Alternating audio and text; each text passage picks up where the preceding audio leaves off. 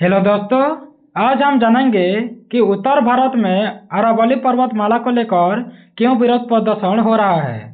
तो पहले हम इसकी इंट्रोडक्शन के बारे में जान लेते हैं। तो अरावली पर्वतमाला और वर्तमान में विवाद क्या उपज रहा है। तो अरावली पर्वतमाला भारत की सबसे प्राचीन पर्वतमालाओं में से एक है, जो उत्तर भारत के राजस्थान, हरियाणा, दिल्ली तथा गुजरात में फैली हुई है। यह न केवल भौगोलिक आकृति है, बल्कि पर्यावरण, जलवायु, भूजल, जैव विविधता और स्थानीय जीवन के लिए जीवरेखा की तरह काम करती है। तो हाल ही में सुप्रीम कोर्ट द्वारा अरावली की नई कानूनी परिभाषा को मंजूरी देने के बाद पूरे भारत में बड़े पैमाने पर विरोध प्रदर्शन शुरू हो गए हैं। तो इस नए फैसले के अनुसार केवल वे ही भू आकार अरावली के रूप में मान्यता होगी जिनकी स्थानीय भूस्तर से ऊंचाई कम से कम 100 मीटर या उससे अधिक हो सकेगा। इस नई परिभाषा के कारण लगभग 90% अरावली रेंज संरक्षण के दायरे से बाहर निकल सकती है, जिससे पर्यावरण और स्थानीय लोगों को गंभीर नुकसान हो सकता है। तो यह आंदोलन डिजिटल दुनिया से निकलकर सड़क पर उतर आया है। तो राजनीतिक दलों, पर्यावरण कार्यकर्ताओं, सामाजिक समूहों, आम जनता और स्थानीय समुदाय ने सड़कों पर मिलकर आवाज भी उठाई है। तो पहले तो अरावली पर्वतमाला का पर्यावरणीय महत्व के बारे में जान लेते हैं। तो अरावली के महत्व को समझने बिना इसके विरोध के कारण और परिणाम को समझना भी संभव नहीं हो सकेगा। तो चलो हम जानते हैं। तो जलवायु और वायु गुणवत्ता में भूमिका भी निभाता है। तो अरावली पर्वतमाला थार मरुस्थल की गर्मी हवाओं और धूल को रोकने में एक प्राकृतिक दीवार की तरह काम करती है। यह दिल्ली एनसीआर क्षेत्र में धूल भरी आंधियां, रेगिस्तानी हवाएं और प्रदूषण को दूर भी रखती है।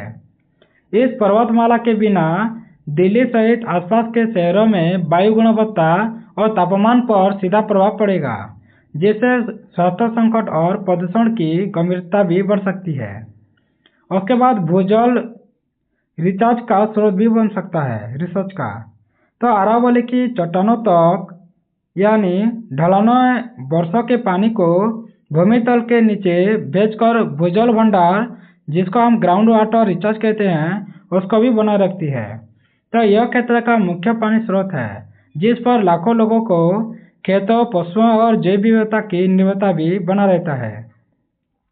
उसके बाद जैव विविधता तथा पारिस्थितिक तंत्र की बारी है। तो अरावली जंगलों, पेड़ों, पशुजीवों और वनस्पतियों का घर है। तो इसका संरक्षण पारिस्थितिक संतुलन को बनाए रखना चाहिए। इसके पतन से स्थानीय जैव विविधता पर गंभीर असर पड़ सकता है।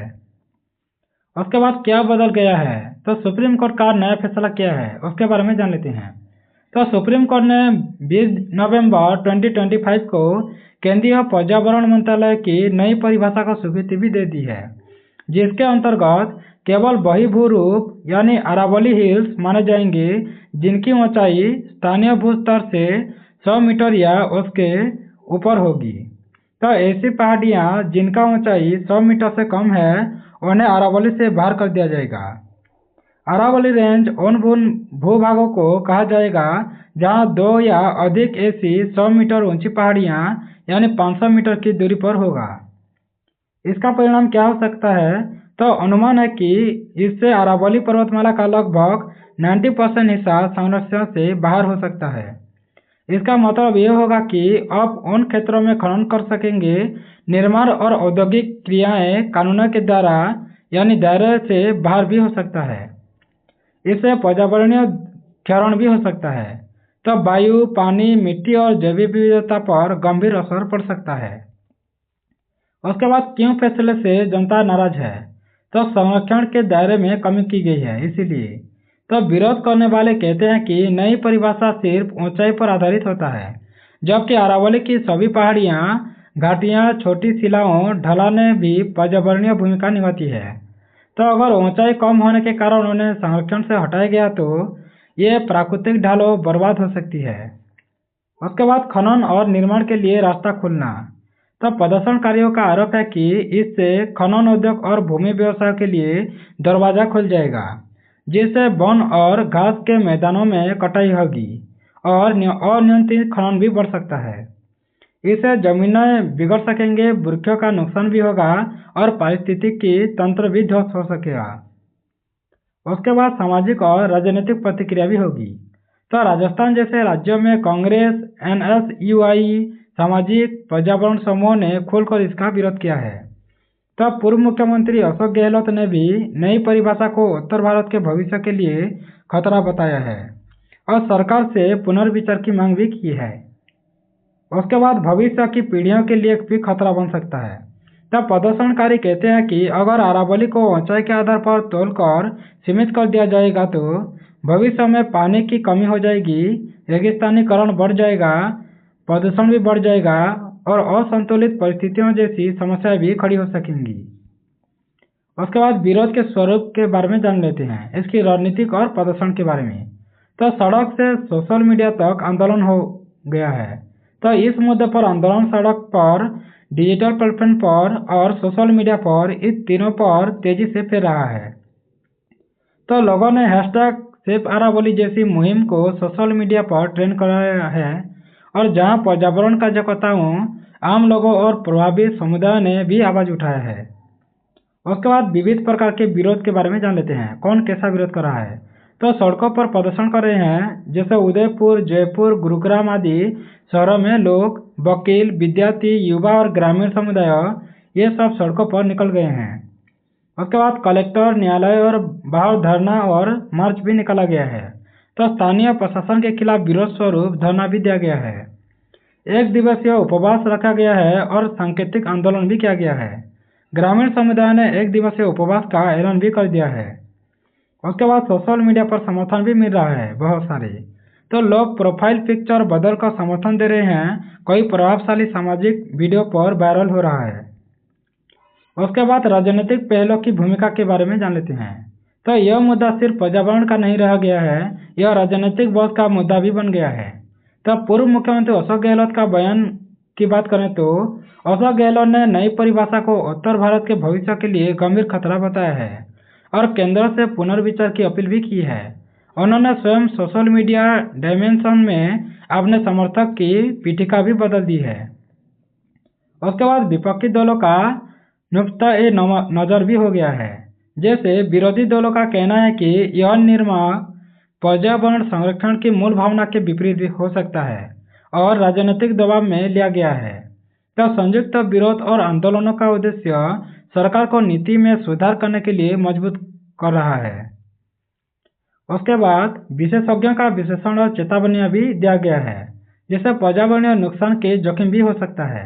तो विशेषज्ञों का कहना है कि नई परिभाषा से बड़े इलाके खनन को निर्माण और विकास के दबाव में आ सकते हैं, जैसे जल संकट पैदा हो सकता है, भूजल स्तर गिर सकता है, प्रदूषण में वृद्धि हो सकता है, रेगिस्तानीकरण की संभावना भी तेज होगी, जैव विविधता और पारिस्थितिक संतुलन का विघटन भी हो सकता है, जैसे दीर्घकालिक प्रभाव देखने को भी मिल सकता है आने वाले वर्षों में। उसके बाद सामाजिक और आर्थिक प्रभाव भी पड़ेगा। तो कई जल विषयक और पर्यावरणीय विशेषज्ञों ने चेतावनी भी दी है कि सिर्फ आर्थिक विकास के लिए पारिस्थितियों को पीछे छोड़ना भविष्य में भारी दिक्कत खड़ी कर सकती है। तो खासकर उन समुदायों के लिए जो अरावली पर निर्भर रहते हैं। उसके बाद पर्यावरण बनाम विकास की लड़ाई भी है ये। तो यह विवाद सिर्फ एक परिभाषा का नहीं रह गया है, यह दृष्टिकोण का टकराव भी है। जैसे एक तरफ सरकार तथा कुछ विशेषज्ञ कहते हैं कि स्पष्ट नियम से संरक्षण और विकास में संतुलन बनाया जा सकता है, यानी संभव हो पाएगा। तो दूसरी तरफ पर्यावरण कार्यकर्ता कहते हैं कि और आम नागरिक और विपक्ष ये भी कहते हैं कि पर्यावरणीय योगदान को ही असली आधार मानना चाहिए, न कि सिर्फ ऊंचाई को। तो यह लड़ाई विकास और पर्यावरण सुरक्षा के बीच संतुलन बनाने की कठिनाई की दर्शाती है। उसके बाद जान लेते हैं भविष्य में क्या हो सकता है।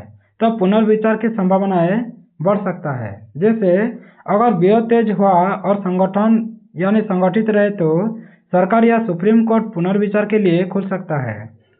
नए राष्ट्रीय पारिस्थितिकी नीति को ढांचे पर पुनर्विचार भी हो सकता है। संरक्षण के लिए अतिरिक्त कानूनी प्रावधान भी लाए जा सकते हैं। उसके बाद राजनीतिक और सामाजिक दबाव भी पड़ेगा। तो सियासी दलों के बीच यह मुद्दा चर्चा का केंद्र बना हुआ है। तो और आगामी चुनावी रणनीति पर भी इससे प्रभाव पड़ सकता है। उसके बाद दीर्घकालिक पर्यावरण लक्ष्य भी होना चाहिए। तो यदि नीतिगत सुधार नहीं हुआ तो भूजल, वायु, जैव विविधता पर दीर्घकालिक प्रभाव होंगे, जिससे सामाजिक और आर्थिक मापदंड भी प्रभावित हो सकेगा। उसके बाद निष्कर्ष। तो अरावली को लेकर उठे प्रदूषण का संघर्ष केवल आज का मुद्दा नहीं रह गया है, बल्कि भविष्य के जल, वायु, जीवन और पर्यावरण की सुरक्षा से जुड़ा हुआ है। तो यह आंदोलन आत्मसात करता है कि विकास तभी स्थायी होगा जब पर्यावरणीय संतुलन होगा और मानव जीवन की गुणवत्ता में सुरक्षित रहेगा। तो समाज, प्रशासन और न्यायिक प्रणाली के बीच यह टकराव हमें बताता है कि न केवल कानून में स्पष्टता चाहिए, बल्कि प्राकृतिक के प्रति संवेदना होना चाहिए और वैज्ञानिक दृष्टिकोण भी जरूरी होना चाहिए। अरावली सिर्फ पहाड़ की पंक्तियां नहीं रह गया है, यह उत्तर भारत की जीवन धारा का पर्यावरणीय कुपोषण और सुरक्षा का ढांचा भी बन गया है। Thanks for watching. अगर ऐसे वीडियो आपको अच्छा लगता है तो सब्सक्राइब कर दें, बेल आइकन भी दबा दें, लाइक करें, शेयर करें और ऐसे वीडियो आपको कैसा लगता है कमेंट बॉक्स में जरूर कमेंट करें। धन्यवाद।